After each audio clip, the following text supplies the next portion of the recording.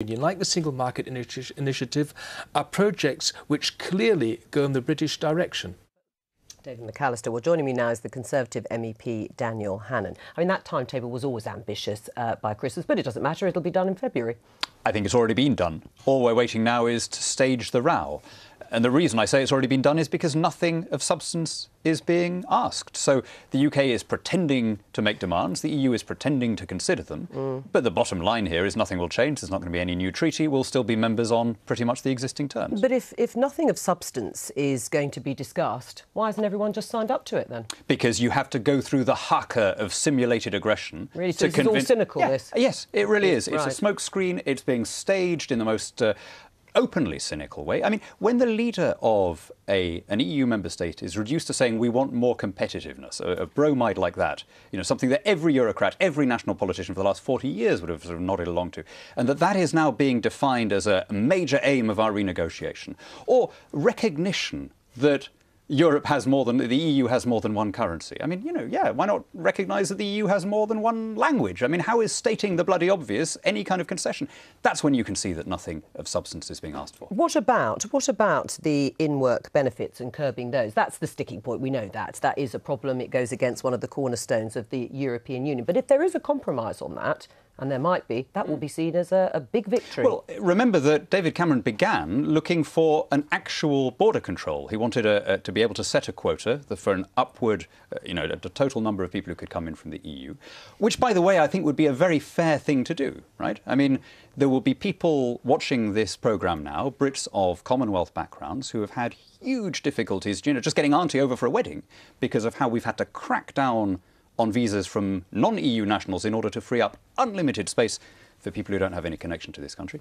All of that has been dropped, and it's now down to a plan about benefits that, frankly, we can do through domestic legislation anyway, and that doeses't require treaty change. I mean, to be honest, though, Dan Hannan, we've spoken on many occasions, there'd be nothing that would satisfy you in that regard. That's absolutely not true. I keep telling you what would satisfy me. But to say that actually there will be a complete status quo, is that a fair and accurate reflection? No, I have repeatedly set out what I think, not just what would satisfy me, but what I think would satisfy most people. Parliament should ultimately be sovereign. In other words, the EU should not automatically be able to strike down parliamentary statutes. We should have more freedom to trade with non-EU countries.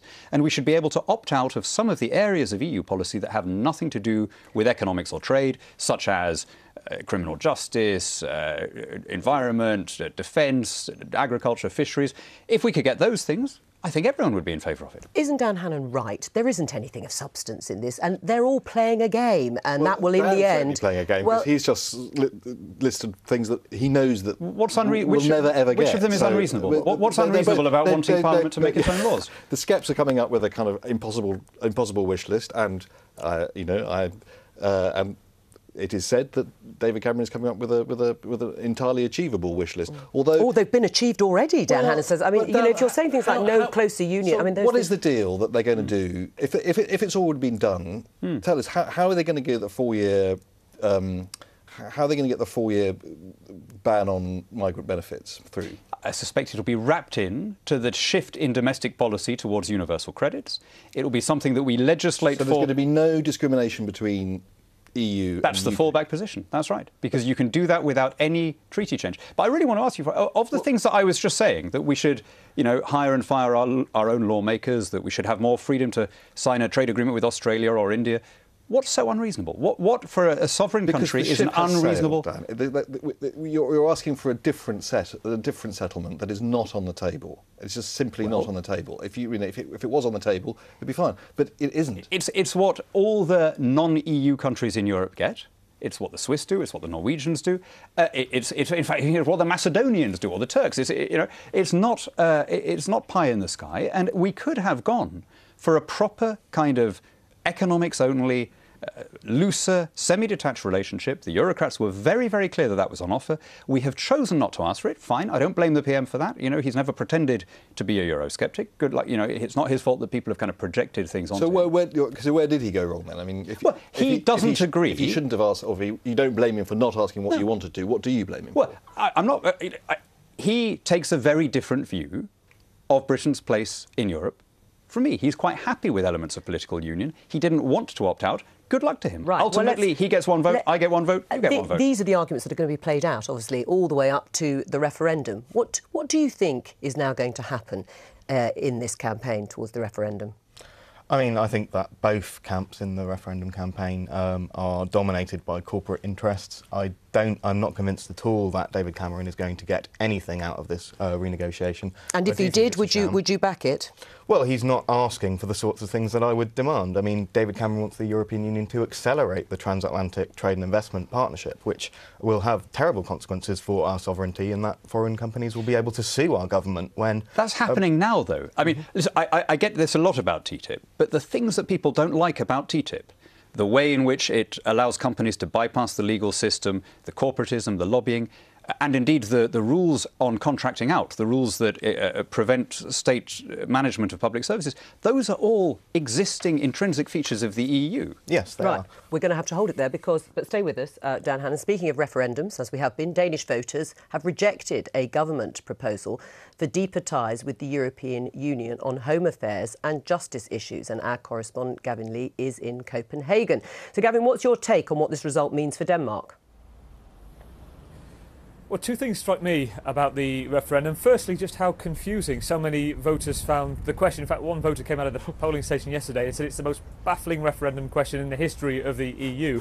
And secondly, I think how many voters decided to vote with their hearts, their gut instinct, to say, do they want to embrace more EU or do they want to step back away from it? The government believes actually it's the external crises that really factored into this. So it's the Paris attacks, the threat of the terror on the borders, the migrant crisis as well, that played into people's feeling of Euroscepticism. And I think as well, going back to that question, it was deeply complex. Lots of analysts were saying that you either say yes, which meant you embrace a more flexible system when it comes to some technical areas of law, home affairs and justice, a bit like the British system, or they say no, and Denmark continues what's opt-out it negotiated 20 years ago, and EU affairs to law and justice and cybercrime, terror, sharing of a police database, for example, called Europol. Well, Denmark risks being dropped from this. And I'll give you an example. This is an example of both the yes and no campaign. The posters you see everywhere in Copenhagen. This is the yes campaign the government is showing. This is a female Danish police officer. It's talking about the lack of Europol if Denmark says no. And this is Elsinore Castle, made famous by Shakespeare's Hamlet. People said, what did it really mean? But this is the striking difference. This is the no campaign. More EU, no thanks. And that's what won it in the day. And I spoke to the Prime Minister yesterday, Lars Løkke Rasmussen, and I said to him, how much of a blow did he feel this was for Denmark? The Danes refused to take a step forward, you could say, and obviously I would like to have seen another outcome. It is still my feeling that the Danes are in favor of a strong cross-border cooperation between the Danish police and police in other European countries, and that was actually the main question.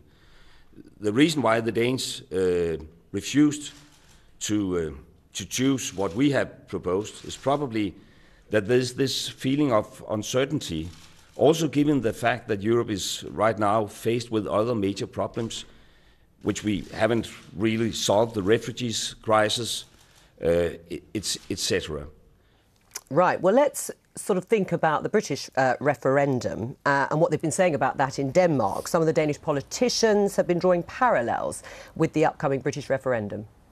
Yeah, particularly the Eurosceptic anti-immigration party, the Danish People's Party, and its leader Christian Dale, who was saying that he believes that sovereignty is at stake for both countries. He said that the Danes are like the British in many ways, that the British will watch this and realise that there are factors, external issues, the migrant crisis, for example, that can lead people to say, well, hang on a minute, gut instinct comes into this. And for Britain, it's an issue about how simple people find the question when it comes to the referendum in the months or potentially within the next 2 years.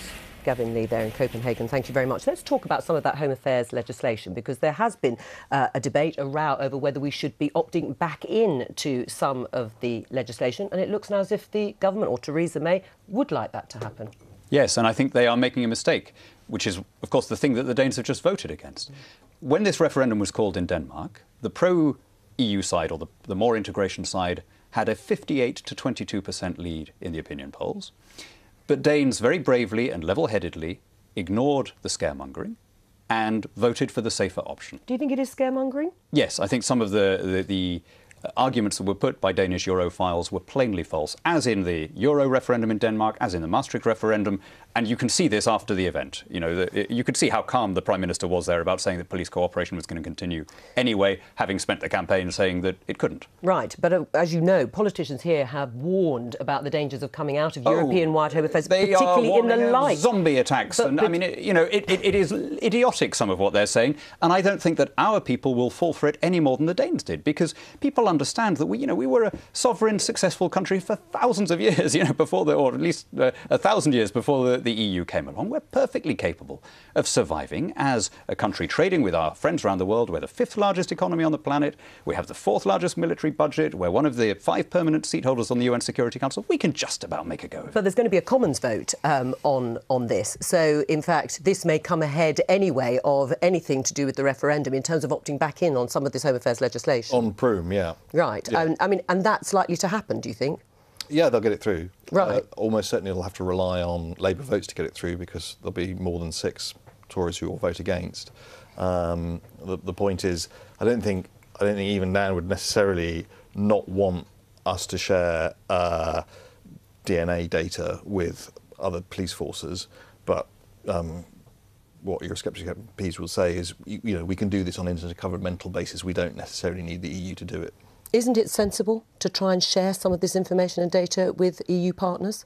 Well, I think that there's shared data with non-EU partners. I mean, there's cooperation among police forces across the world. There's Interpol, there's the Hague Convention, there's extradition treaties. The question is, should it all be run by Brussels? I had a constituency case of somebody whose life was ruined by the European arrest warrant. He was celebrating his A-levels in Greece. He spent 3 years nearly, because of a case of mistaken identity, under house arrest, for something that somebody else had done. How do you give that time back to a boy of that age? We opted into the European arrest warrant without any referendum because we didn't have the safeguards that the Danes have just voted to retain. And it's likely to be passed back, not on that, obviously, again, probably before Christmas. It is a real mistake. Dan Hannan, thank you. You didn't frankly have the balls to put country before party.